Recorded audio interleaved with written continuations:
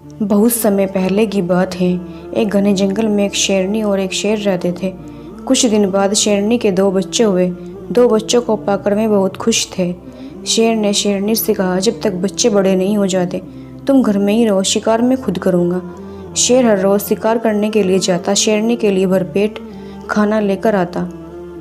एक दिन शेर को खाना नहीं मिला।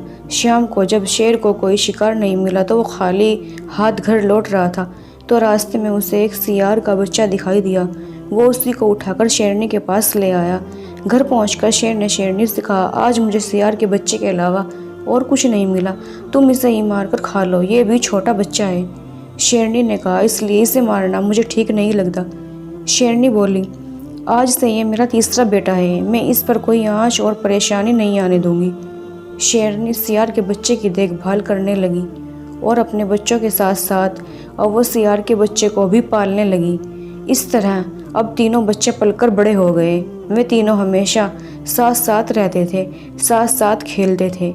एक दिन वे तीनों खेलते खेलते जंगल में दूर निकल गए। वहाँ जंगल में एक हाथी आ गया।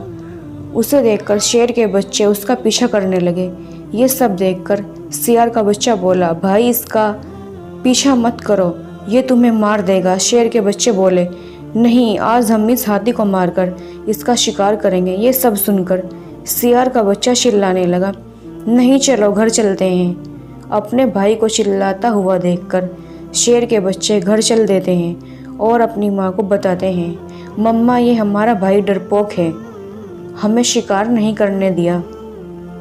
इतना सुनकर शेर के बच्चे को गुस्सा आ जाता है और वो चिल्लाता है, आ जाओ खाड़े में, अगर एक एक को ना मार डाला।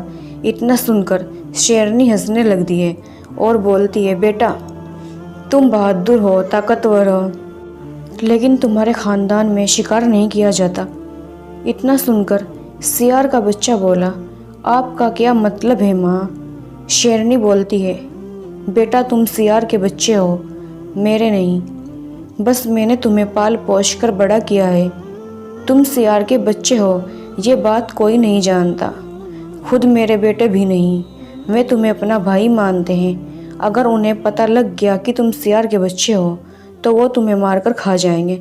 अगर अब तुम यहाँ रहना चाहते हो तो रहो, नहीं तो सियार के साथ जाकर रह सकते हो। इतना सुनकर सियार का बच्चा डर से कांपने लगता है और डरकर वहाँ से भाग जाता है।